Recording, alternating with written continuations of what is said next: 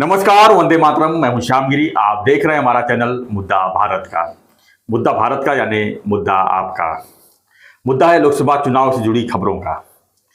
जी, हम अपने वीडियो में रोज जो है किसी न किसी कंस्टिट्यूंसी की जो है गणित करते हैं कि आखिर में इस सीट पर जो है कौन किस पे भारी है। तो आज का हमारे वीडियो में जो कंस्टिट्यूंसी है, जो सीट है, वो है कल्याण लोकसभा सीट, जहां पर महायुति की तरफ से डॉक्टर श्रीकांत शिंदे जी खड़े हैं, जो मुख्यमंत्री बेटे हैं, और दूसरी तरफ से जो शिवसेना, दूसरी शिवसेना ने उद्धव जी के जो है महाआघाड़ी की तरफ से वैशाली दरेकर जी हैं, जो महिला हैं और पहले मनसे में थी, अभी वो उद्धव जी के साथ में है और उनको टिकट मिला हुआ है।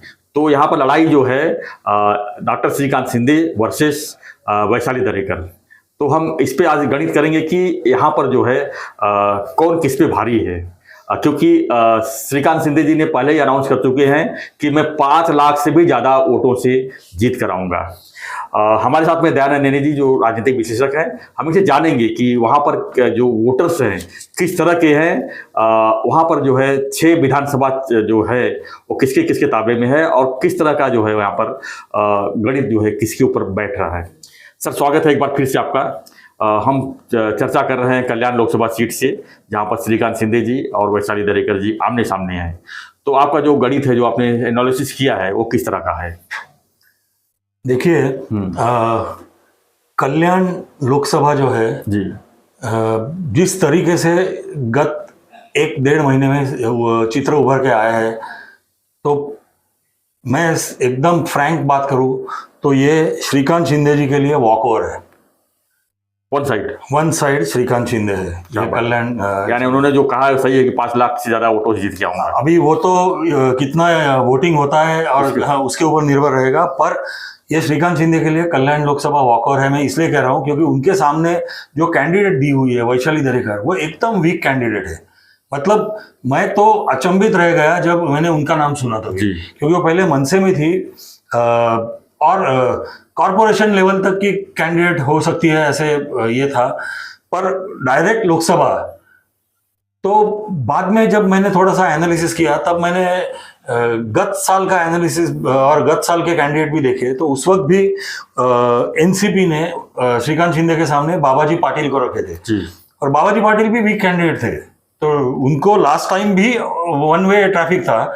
तो इस बार तो टोटल 1 वे ट्रैफिक होने वाला है। क्या बात। इसमें एक ही प्रॉब्लम है उनके लिए, जो अभी मेरे ख्याल से सॉल्व हो चुका है, वो है भारतीय जनता पार्टी का कल्याण और डोंबिवली यूनिट जो है, उनकी श्रीकांत शिंदे के प्रति की नाराजगी जी, जो भी फायरिंग हुई थी वहां पर, वो गणपत गायकवाड़ का काफी नहीं, गणपत गायकवाड़ तो अलग बात है जी। उनका जो लोकल यूनिट है डोंबिवली और कल्याण, उनके जो कार्यकर्ता है, उनके जो वहां के विधायक है, उनके जो वहां के कॉर्पोरेटर है, उनको श्रीकांत शिंदे की तरफ से निधि जितना चाहिए उतना ना मिलने की वजह से उनमें श्रीकांत शिंदे का जो नेचर, वो जो मैंने सुना है कि थोड़े एरोगेंट टाइप के उनका नेचर है, तो उसकी वजह से उनके मन में काफी नाराजगी थी।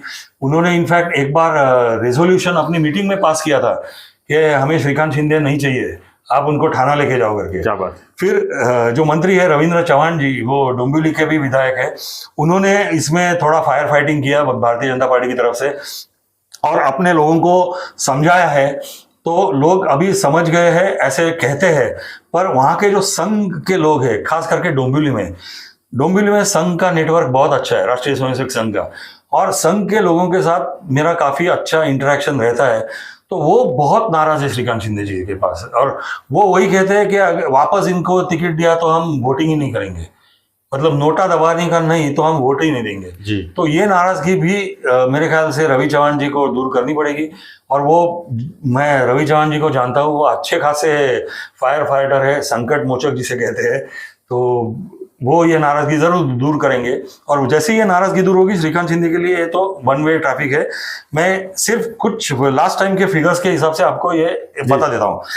गत साल 2019 में श्रीकांत शिंदे जी को 5,60,000 वोट मिले थे और बाबाजी पाटिल को 2,15,000 वोट मिले थे, और हाँ, राष्ट्रवादी कांग्रेस और बहुजन विकास आघाड़ी को 65,000 वोट मिले थे।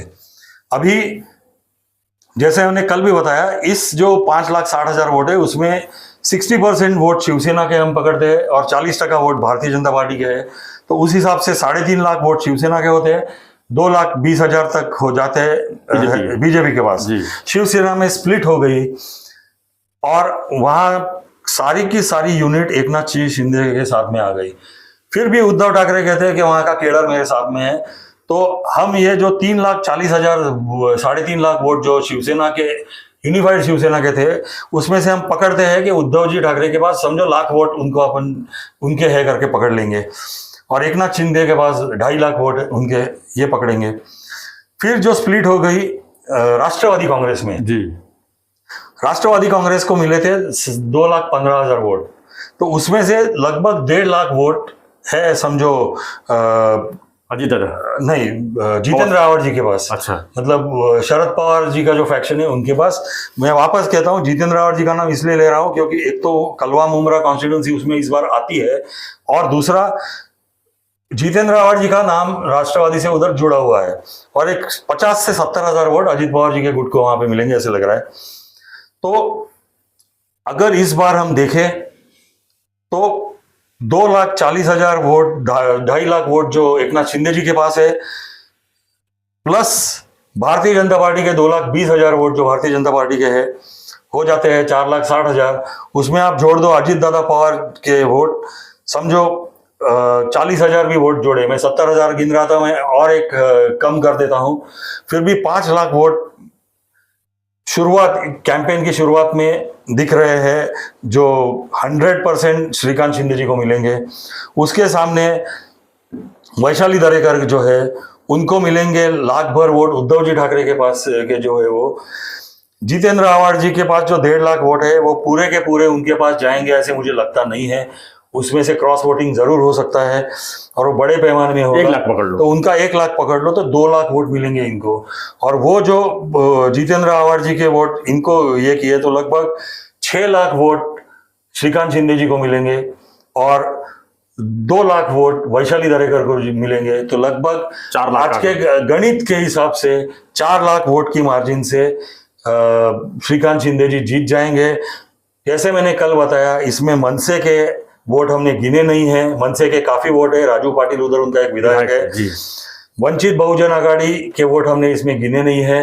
नए जो वोटर है, फर्स्ट टाइम वोटर, उनके भी वोट गिने नहीं है। और मोदी फैक्टर की वजह से कितना ये पड़ेगा वो भी हमने गिना नहीं है। इसके लिए मैं कह रहा हूं कि ये सीट श्रीकांत शिंदे के लिए हलवा है, वो वन वे ट्रैफिक है और वो आसानी से जीत जाएंगे। सर, ये आते जो गणपत गायकवाड़ का मामला हुआ था, जो दादा भी है वो जेल में है और वहाँ पर देखा जाए शिवसेना और बीजेपी में तकरार काफी बड़ा हो गया था। और आज भी जो है गणपत गायकवाड़ की पत्नी जो है वैशाली दरेकर के साथ घूमते हुए देखी गई, कई फंक्शन में देखी गई, उसको लेकर भी राजनीति वहाँ पर बवाल हुआ। तो क्या ये सब असर वहाँ देखने को मिलेगा, यानी बीजेपी का फूट जो है ये इस पे काम करेगा? इसमें मैं इसको थोड़ी दूसरे नजरिए से देखता हूँ। श्री गणपत गायकवाड़ ने जो किया वो उनका इंडिविजुअल मामला था, उनकी इंडिविजुअल राइवलरी थी, उसका बीजेपी से कोई संबंध नहीं था। बिल्कुल, वो अगर बीजेपी में ना होते तो भी ये चीज हो सकती थी। तो इसके लिए इसमें बीजेपी को जोड़ना ये ठीक नहीं होगा। दूसरी बात, अगर उनकी पत्नी वैशाली दरेकर जी के साथ घूम रही है तो वो भी उनका इंडिविजुअल डिसीजन है। हर एक को अपना अपना डिसीजन लेने के लिए अपने यहाँ पे संविधान ने छूट दी रखी है। और वैसे भी गणपत गायकवाड़ बीजेपी के चिन्ह पे चुन के नहीं आए थे, वो इंडिपेंडेंट करके चुन के पहले आए थे, बाद में उन्होंने बीजेपी ज्वाइन की थी। तो ऐसी चीजें होती रहती है, पर उसका असर डायरेक्ट बीजेपी के वहां के वोट शेयर पे होगा ऐसे मुझे लगता नहीं है। तो कुल मिला के यही आंकड़ा है कि यानी कि श्रीकांत शिंदे जी अगर अभी चुनाव जो 20 तारीख को होने वाले हैं उसमें कम से कम 3 से 4 लाख वोटों से जीत के आ सकते हैं। ये पूरी गणित यहाँ पर बैठी हुई है। यानी अब डिपेंड करता है कि वोटिंग कितनी % होती है। अगर वोटिंग और परसेंटेज बढ़ गई जितनी पिछले साल हुई थी, पिछले टर्म में हुई थी, तो हो सकता है मार्जिन बढ़ भी सकता है। नहीं, मैं आपको एक बात बताता हूँ जी, ये जो पट्टा है पूरा, मतलब ठाणे कल्याण वगैरह, तो उधर वोटिंग परसेंटेज उतना ही होने वाला है जितना लास्ट टाइम था। अच्छा। 1-2% इधर उधर हो सकता है, मतलब हिस्टोरिकली अगर पता नहीं, वो बढ़ता ही नहीं वोटिंग। अगर परसेंटेज कम हुई तो, क्योंकि सब जगह परसेंटेज कम हो रही है। नहीं तो देखो, परसेंटेज 50 से कम होना मुश्किल है जी। 50 का दायरा है वो रहेगा मेरे हिसाब से। ठीक है। तो देखते हैं कि अभी 20 तारीख का चुनाव है और 4 तारीख को रिजल्ट है। हम तो रिजल्ट के दिन ही देख पाएंगे कि किसको कितना वोट मिला है। लेकिन ये बात सही है कि कल्याण डोंबिवली में जो विकास की जो जरूरत थी उसको काफ़ी हद तक जो है मुख्यमंत्री का बेटा होने नाते श्रीकांत शिंदे जी ने काफ़ी हद तक उसको सॉल्व किया है, उसका फायदा पूरा उठाया है और लोगों को जो है उसकी जो फायदा हुई है वो सामने है। तो अब देखते हैं कि इसका जो असर जो है इसका वोटिंग पर कितना पड़ता है, इस पर हम देखेंगे। और लोग सहानुभूति वोट भी जैसे कि कहते हैं कि उद्धव जी को सहानुभूति वोट भी मिल सकती है, वो सहानुभूति वोट भी ये तो लोकसभा में ही पता चलेगा, क्योंकि उसके पहले कोई चुनाव हुआ नहीं है। 2022 से जो इस तरह सत्तांतर हुई, शिवसेना की 2 पार्ट हुई, एनसीपी 2 पार्ट हुई। एक बात मैं सबको यहाँ पे बताना चाहता हूँ जी, ये जो लोकसभा है उसमें उद्धव जी को सहानुभूति वगैरह कुछ रहने वाली नहीं है जी, क्योंकि उनका उधर कुछ है ही नहीं, मतलब खुद का वजूद उधर कल्याण लोकसभा में कुछ है नहीं। जी, उधर अगर है शिवसेना तो एकनाथ शिंदे और अभी श्रीकांत शिंदे। जी, थैंक यू। तो आपकी क्या प्रतिक्रिया है इस पर, जो जिस तरह से नैनी साहब ने बताया कि सहानुभूति का वोट वहां पर नहीं है, आपकी क्या प्रतिक्रिया है? कल्याण डोंबिवली काफी व्यूवर्स हमारे साथ में है, तो अपनी प्रतिक्रिया जरूर दीजिए आप, क्योंकि आपको ज्यादा वहां की जानकारी है। तो प्रतिक्रिया कमेंट बॉक्स में लिखिए और ऐसी खबरों के ऐसे विश्लेषण के लिए बने रहिए हमारे चैनल पे, देखते रहिए चैनल मुद्दा भारत का। चैनल को लाइक शेयर और सब्सक्राइब जरूर करें। धन्यवाद नैनी जी, धन्यवाद। जय हिंद, जय महाराष्ट्र।